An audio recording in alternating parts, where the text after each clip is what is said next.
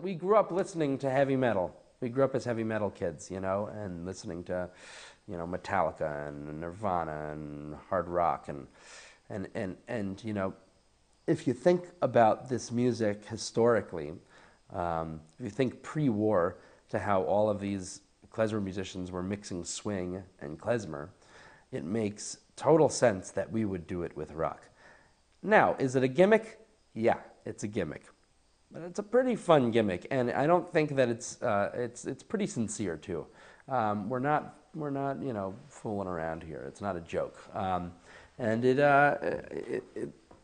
it works. It actually surprisingly works pretty well.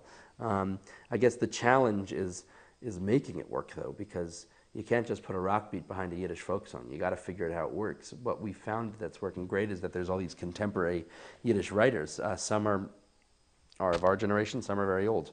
But because the music and the lyrics have been written, in the recent past 10, 20 years, it all connects together in this sort of contemporary sound. So it gives us a lot to work with. So it's worth doing for the time being, I'd say.